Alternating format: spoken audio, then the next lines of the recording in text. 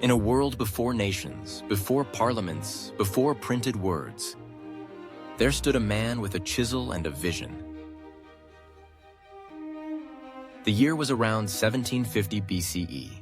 The place, Babylon, a city rising in the desert winds between two mighty rivers, the Tigris and the Euphrates. It was a time of uncertainty, of ambition, of chaos and wonder. Cities clashed. Empires rose and fell with the cycle of floods and harvests. And amidst that turbulent dawn of civilization, one figure dared to bring order not just with the sword, but with stone. His name was Hammurabi. Not just a king, but a reformer. Not just a conqueror, but a visionary. In an age where power meant brute strength, Hammurabi understood something deeper, that a society's true strength lies in justice. He ruled not just with armies, but with ideas, and he engraved those ideas, literally, into a tall black pillar of basalt that still stands today, thousands of years later. That pillar would become a monument to humanity's first great experiment in fairness, law, and moral accountability. What drove a man to carve 282 laws into stone? What kind of world demanded it? And why, after nearly 4,000 years, does his voice still echo in courtrooms, classrooms, and constitutions? This is not just the story of Hammurabi. It is the story of how justice began, and how one man's code helped shape the conscience of the world. Let us journey back to the time when law was born. Let us walk beside the king who dared to write justice in stone.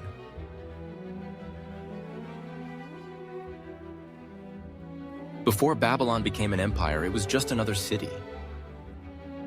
Not the largest, not the richest, not the strongest. But it had something rare, potential. And in the year 1792 BCE, that potential came to rest in the hands of a young man named Hammurabi. He was not born into glory. His father, King Sin-Muballit, ruled over a small and relatively quiet city-state. Babylon was still overshadowed by more dominant neighbors, like Larsa to the south, or Eshnunna and Assyria to the north. The land was divided, unstable, and volatile, a place where one wrong decision could end a kingdom overnight. Hammurabi took the throne in his 20s, inheriting not just a crown, but a web of problems: hostile borders, limited influence, and a fragile economy. But he didn't panic. He planned. From his earliest days as king, Hammurabi showed something rare. He listened. He walked among his people, studied their grievances, watched the movement of grain in the markets, and listened to the whispers of discontent. He spoke with priests and generals, farmers and merchants. He didn't just see Babylon, he understood it. And slowly, with patience and precision, he began to reshape it. He restored temples to earn the favor of the gods and the trust of the priesthood. He strengthened the city's walls, ensuring its protection from raiders and rival kings. He dug new canals to harness the waters of the Euphrates, turning desert soil into fertile fields. More than a ruler, he became a builder of defenses, of relationships, of prosperity. His people began to prosper. Trade routes expanded. Markets buzzed with grain, wool, pottery, dates. Farmers brought harvests that grew richer each season. His vision was not just military, it was holistic. He wanted a Babylon that could stand not just against invaders, but above its peers. Yet Hammurabi knew that building within was not enough. The region was full of opportunists, kings who would strike the moment Babylon looked weak. So he watched, he studied, and most importantly, he waited. He made alliances when needed, swore oaths when it served him, and even offered gifts to enemies to buy time. But behind every agreement was a quiet strategy to outlast, outthink, and eventually outmaneuver them all. For years, Babylon grew quietly. Other kings saw Hammurabi as cautious, perhaps even timid. But they were mistaken. He was not afraid. He was preparing. Behind his calm smile was the mind of a master strategist. And in the shadows of Mesopotamia's rivalries, a storm was brewing. Hammurabi's reign of patience was about to become a reign of power. The young king had earned the trust of his people. Soon, he would demand the attention of the world.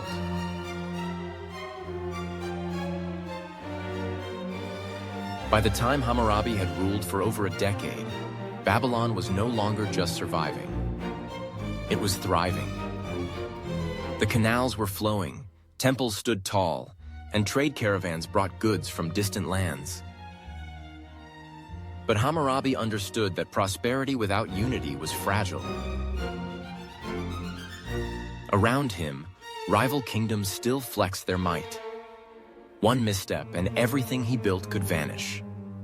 To expand Babylon's influence, Hammurabi began to master a weapon more powerful than the sword: diplomacy. He made alliances with care, using marriages, trade agreements, and mutual defense pacts to draw others closer. His letters to other kings, carved into clay tablets, were equal parts flattery, firmness, and strategy. But alliances were only part of the equation. There were cities whose leaders would never submit voluntarily, like Larsa, led by the proud and powerful King Rim-Sin. Larsa controlled vast resources in the south. It had once been Babylon's superior. And now, it stood in the way of Hammurabi's dream of unification. For years, Hammurabi built his strength in secret. He trained his army, secured his borders, and waited for the right moment. That moment came when neighboring kingdoms began to squabble among themselves. Hammurabi seized the opportunity, swiftly moving his troops, conquering Uruk and Isin in a series of rapid campaigns. His strategy was elegant. He struck not where enemies were strongest, but where they were distracted. He offered peace to one kingdom while besieging another. He isolated Larsa by cutting off its allies. Then, when the time was right, he marched south. The battle for Larsa was fierce. Rim-Sin, though aging, was still a formidable opponent. But Hammurabi's forces, hardened and hungry, prevailed. Larsa fell. And with it, the balance of power in Mesopotamia shifted forever. Within the span of a few years, Hammurabi had conquered nearly every major city-state in southern Mesopotamia. Babylon, once a minor kingdom, was now an empire. And Hammurabi? No longer the patient young king. He was now a ruler of rulers, a master tactician, a force that could not be ignored. But what made Hammurabi truly remarkable was not just that he won. It was how he ruled after the war ended. There was no revenge, no destruction for the sake of pride. He absorbed the defeated cities, respected their gods, and offered them the stability of a new order. He did not just conquer, he unified. And in doing so, he set the stage for his greatest legacy. Because now, with the land under his command, Hammurabi turned from battlefield to law, from empire to justice. The warrior would become the lawgiver, and the world would remember him not for the wars he fought, but for the code he carved in stone.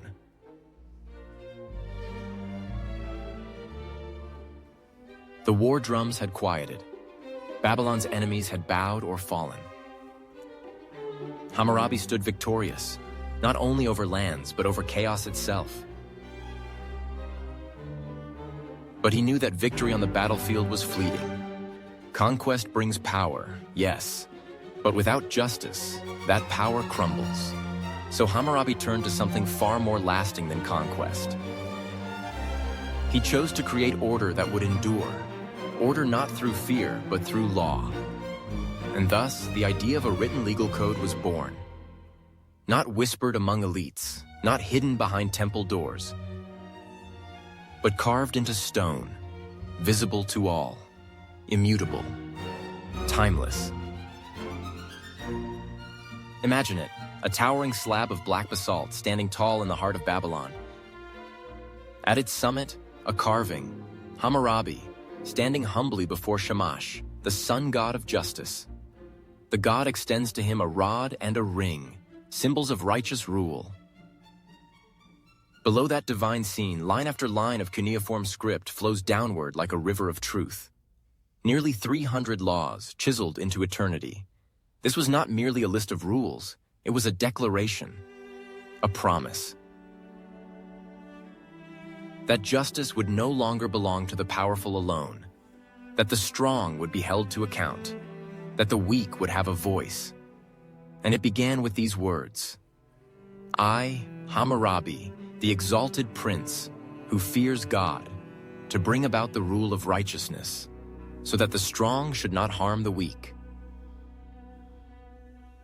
This code addressed nearly every corner of life: family, farming, trade, marriage, slavery, theft, contracts, injury, property, even river management. If a farmer's canal overflowed and destroyed a neighbor's field, there was a law. If a builder constructed a home that collapsed and killed the owner, there was a law. Some of the punishments seem harsh to us now: an eye for an eye, a tooth for a tooth. But in Hammurabi's time, it was revolutionary, because it brought consistency, it brought predictability, it placed accountability above arbitrariness. And it wasn't only punishment. The code protected the innocent. It forgave debts during disasters. It shielded widows and orphans. It demanded fair wages for laborers and artisans. For the first time in recorded human history, a ruler said, "Even I, the king, am bound by this law." The laws were not hidden in palaces. They were displayed in public squares where even a common shepherd could read or hear them read aloud. In doing so, Hammurabi didn't just govern a kingdom. He pioneered an idea that would echo through time: that a just society must be built on laws, not whims, on fairness, not fear, on truth, not tyranny. And so, a stone was carved. And from that stone, civilization took a new shape. Justice was no longer just a dream. It had become something you could see, touch, and live by.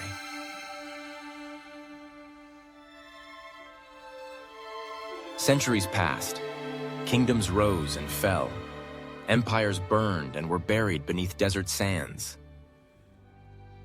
But deep within the earth, hidden in temples and beneath ruined walls, Hammurabi's laws endured. They were etched not only into black basalt, but into the very clay of civilization's conscience. As archaeologists dug through the remains of Mesopotamia in the 19th century, they unearthed the famous stele of Hammurabi. Standing tall, its cuneiform script still legible, still powerful. That moment was more than just a discovery. It was a revelation. That more than 3,700 years ago, a leader had dared to shape justice with clarity, structure, and moral intent. But Hammurabi's influence never waited to be rediscovered. It lived on in the systems that followed. From Babylon to Persia, from Greece to Rome, echoes of Hammurabi's vision were carried forward. The idea that law should be written, public, and consistent was revolutionary. And it became foundational. The 12 Tables of Rome, the edicts of Byzantine emperors, even the Magna Carta of medieval England, all were built on the principle Hammurabi proclaimed, that rulers must govern with laws, not by whim. And beyond law, the moral spirit of Hammurabi's code also endured. He did not just regulate markets and marriages, he dared to ask, how do we protect the vulnerable? His code speaks of orphans, of debt forgiveness, of fair labor, of the dignity of farmers, artisans, and families.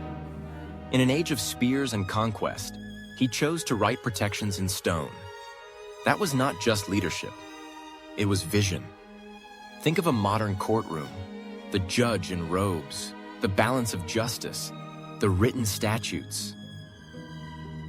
These are not just symbols of the present, they are whispers from the past. From Hammurabi, his laws taught that justice must be accessible, that all levels of society, from the noble to the laborer, should be subject to the same code. It was imperfect, yes, and some punishments were harsh by today's standards, but it planted the seed of equality before the law, an idea that would later blossom in modern democracies. And let us not forget the courage it took to codify such a system. Hammurabi could have ruled with unchecked might, but instead, he chose to define his own limits.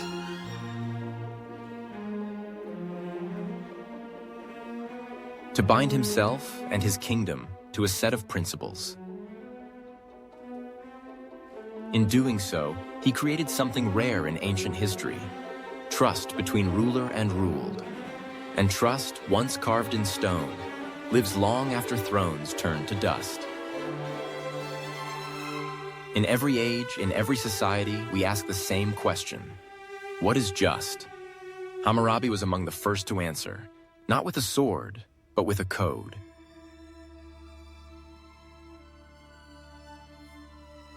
What is justice? Is it punishment? Is it fairness? Is it peace?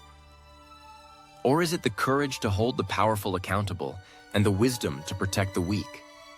Nearly 4,000 years ago, Hammurabi attempted to answer that question. And though his world was ancient, his insight was timeless. At its core, Hammurabi's code wasn't just a list of laws. It was a worldview, a blueprint of how a society should function when guided by moral clarity and civic responsibility. Let us reflect on what that really means. In Hammurabi's Babylon, justice began not with violence, but with definition. By writing laws down in public, Hammurabi stripped away secrecy. Everyone, rich or poor, slave or free, knew what the rules were. That act alone was revolutionary. Because in truth, justice falters not only when it is absent, but when it is uncertain. Hammurabi believed that clarity created order, and order created peace. But he also knew that laws alone were not enough. There must be consequence, and there must be compassion. He walked a razor's edge, balancing the harshness of his punishments with genuine concern for the daily struggles of his people. He forgave debts. He protected harvests. He insisted that the builder be responsible, the merchant be honest, and the family be cared for. And in doing so, he laid the groundwork for what we today might call social justice. Now, think of today's world. We still argue about fairness. We still fight for equality. We still ask, how do we build a just society? In that question lies the bridge between Babylon and the present. Modern democracies are built on pillars of law, transparency, and representation. But their spiritual ancestor, the idea that law should be published, accessible, and enforced consistently, traces back to Hammurabi's stone. When a whistleblower speaks truth to power, when a citizen demands equal treatment in court, when a nation debates what is ethical versus what is legal, we are continuing the conversation Hammurabi began. Even the phrase, "innocent until proven guilty," echoes Hammurabi's demand for proof before punishment. Even the debates about proportionate sentencing can be seen as modern iterations of his eye for an eye standard. Modified, yes, but rooted in balance. And what about the idea of codified rights? Today, constitutions protect our freedoms. But millennia ago, Hammurabi already understood that rights mean nothing if they are not written and guaranteed. His code was not perfect. No law ever is. But the philosophy behind it, of justice as a living agreement between ruler and ruled, remains one of humanity's greatest breakthroughs. So when we stand in courtrooms, or write new laws, or march for reform, we do not walk alone. We walk with Hammurabi. His chisel still echoes in every vote cast for justice, in every decision that favors fairness over fear, in every voice that dares to ask, how can we do better? Because justice is not a relic of the past, it is a promise to the future.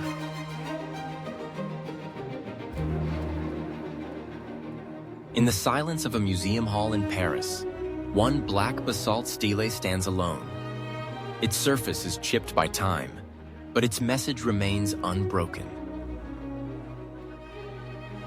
Thousands pass by it each day, some unaware, some pausing in awe, but few can deny its weight. That stele is Hammurabi's code.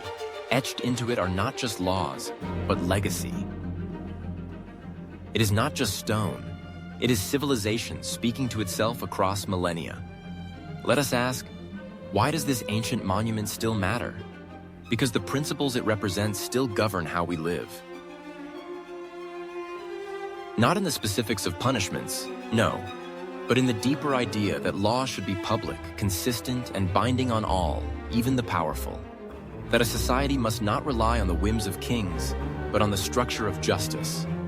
That order can be built, not through fear, but through trust. And trust begins when people see the rules, understand them, and believe they apply to everyone. That's why Hammurabi's code became more than just Mesopotamian law. It became a template for modern governance.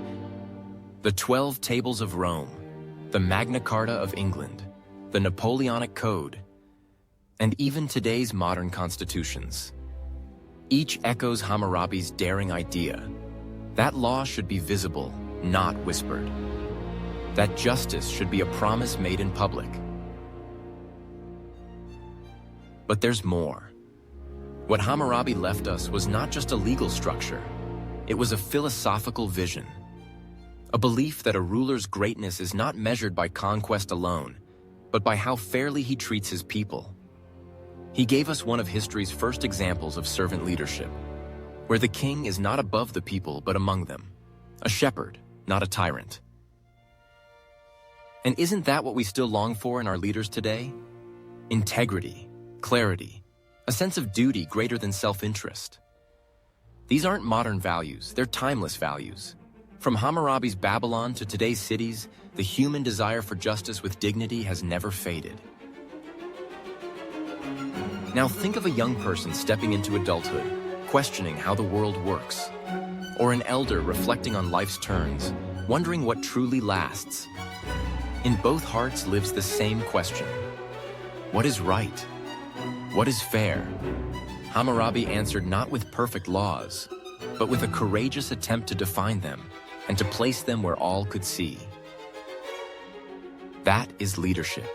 That is wisdom. His code taught us that power must be restrained by principle and that progress requires structure. He showed that the mark of a great civilization is not how tall its towers, but how just its laws.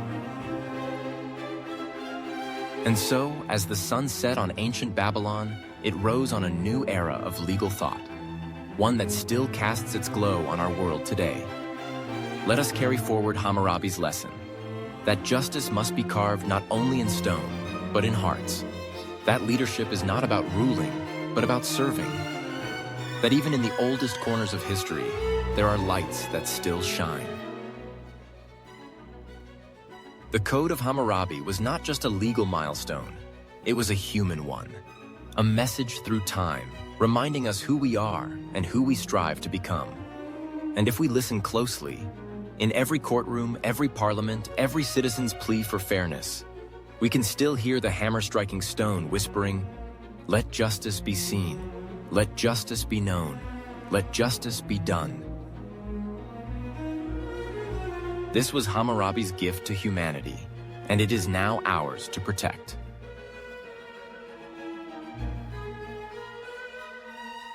Across centuries and civilizations, few names echo with such enduring weight as Hammurabi. Not because he built the tallest ziggurat or commanded the largest army, but because he understood something far more powerful. That law, not fear, holds a society together. That justice, not vengeance, gives a people hope. That clarity, not chaos, shapes the soul of a nation. Hammurabi could have ruled with an iron fist alone. Instead, he ruled with a chisel, a code, and a vision. He looked at the world and said, Let the strong be held accountable. Let the weak be protected. Let justice be written so all may read it. In that choice, he became not just a king, but a founding father of civilization. Even today, we live in the long shadow of that moment. In every constitution, every courtroom, every human heart that seeks fairness. For the young, his story is a challenge. Lead with purpose. Carve your values into action. For the old, his legacy is a comfort. That wisdom once given to the world can echo through generations. And for all of us, Hammurabi offers one timeless truth. The measure of a great leader is not in how high he stands, but in how firmly he stands for others. So, next time you hear the word law, or see a debate about what is fair, remember the king who once stood beneath a burning Mesopotamian sky, holding a code etched in stone, and gave humanity something it had never truly seen before, a blueprint for justice. This is the legacy of Hammurabi, not buried in ruins, but alive in every society that dares to be just. Alive in all of us.